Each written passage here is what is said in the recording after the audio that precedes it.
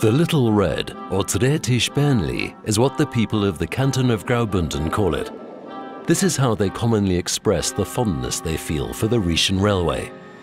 But it's grander than it sounds. In 2008, the UNESCO awarded the Albula and Bernina line of the Rhaetian Railway the status of World Heritage Site. With the construction of the Gotthard tunnel and its opening in 1882, the mountainous canton's hope for a direct rail link with Italy was buried. Its thirst for action survived. Within 25 years, an almost canton-wide 375-kilometre narrow-gauge railway network was built from the ground up. The Albula line between Thusis and Preda was able to overcome a 1,200-metre height difference.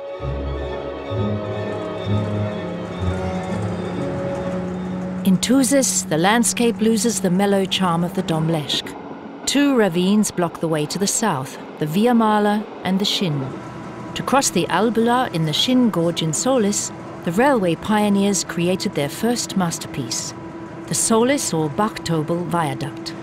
It is only 20 metres high, but its pillars are anchored in two rock faces. The Albula flows nearly 100 metres below. A little later, the train runs past the Misdale Church, dating from the 9th century. It's part of a Carolingian monastery complex and one of the oldest surviving religious buildings in Switzerland. After the Schinn Gorge, the lower Albula Valley opens out with the villages of Tiefenkastel, Surava and Alva Neu Bad, gently nestling into the countryside. The next highlight is the famous Landwasser Viaduct before Filisur. Because it is being renovated, it is surrounded by scaffolding and eye-catchingly clad in red. This viaduct marks the beginning of an ambitious but highly efficient line layout, with which the Rhaetian Railway conquers the next 1,000 metres up to the Albula tunnel. The largest of the 5 pillars are 65 metres high, and the trains run directly from the viaduct into a tunnel in a sheer rock wall.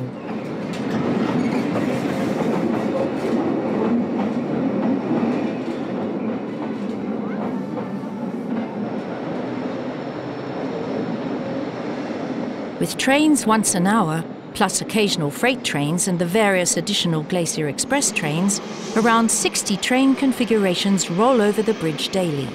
That makes 1.7 million trains since the railway line opened.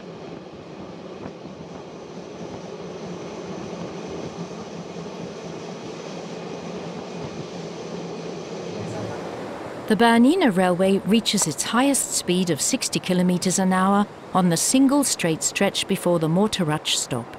After that, it slows down. To the right and left of the track, there are plastic bags containing screws and springs, sleepers and new rails. And then suddenly the stones are clean under the rails, where a new track has been laid.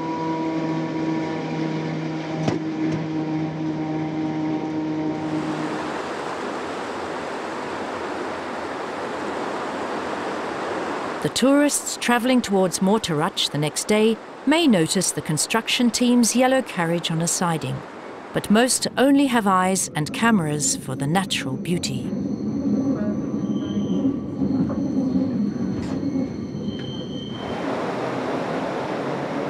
And there's plenty of that. For example, the Montserrat Glacier with its milky river. Or the roaring waterfall of the crystal-clear Bernina Creek, which even the train driver never fails to admire. But the sight no longer surprises him, in contrast to most of the tourists who are travelling the route for the first time. The road rail crossing below Bernina Swat. The closed level crossing also gives road users the opportunity to whip out their cameras and combine the unique backdrop of the snow-white Bernina Massif with the bright red Bernina trains.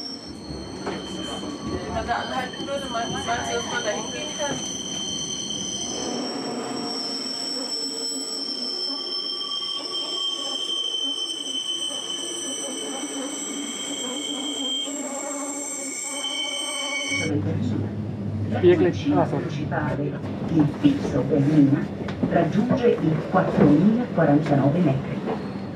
Then the train reaches the tree line. From now on, the Bernina Railway negotiates inclines and declines of up to 7%, making it the world's steepest railway without cogwheels. In poor weather conditions, the wheels of the locomotive carriage may spin and lose up to a third of their traction.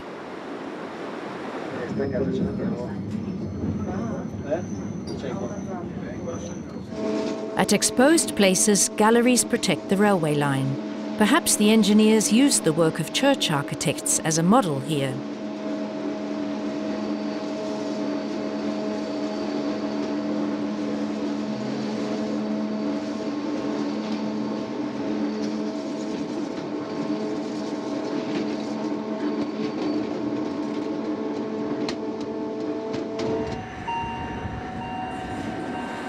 Shortly before the summit of the Bernina, the Naya, the Black Lake. Its water flows northward into the Inn, then into the Danube and onto the Black Sea.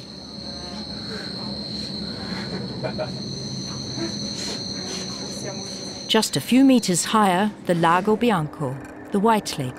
Its water flows to the south, to Italy and the Adriatic Sea, a classic watershed.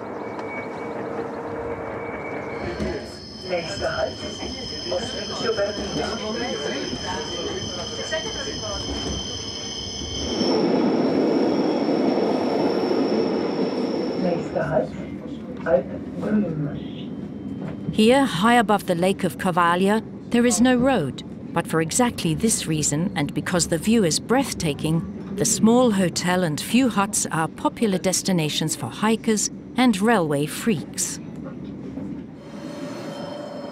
From the famous curve leaving Alp Groom, the highly skilled train driver who sits by the left window also sees Lake Poschiavo, lying 1,000 meters below for the first time.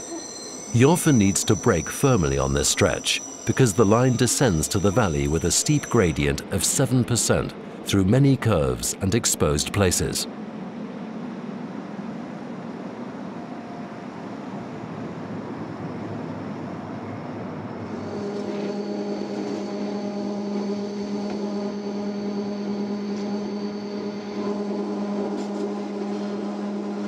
These tight curve radii, which can be as small as 45 meters, require special short carriages that are only used on this line. Finally, the train reaches Poschiavo, the main town of the valley, at an altitude of 1,000 meters above sea level. It then rejoins the Bernina Pass Road, literally so in Le Prese, where the railway tracks actually run down the road.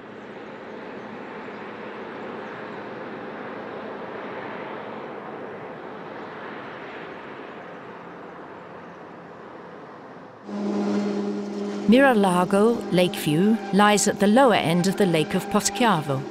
The existing hamlet of a few houses used to be called Meschino, miserable, because in the winter months no sunbeam reaches it. In the 60s, the residents managed to get the name changed. The number of visitors is said to have increased significantly since then. The route descends another 600 meters to Turano, past another rarity of railway architecture, the spiral viaduct of Busio.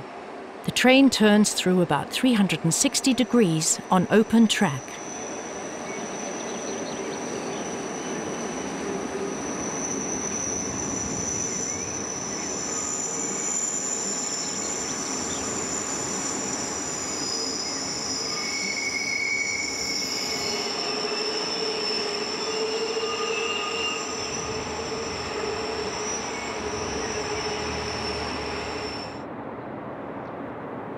Finally, after a 2.5-hour journey, the Bernina Express reaches Turano in the Valtellina and is already in Italy.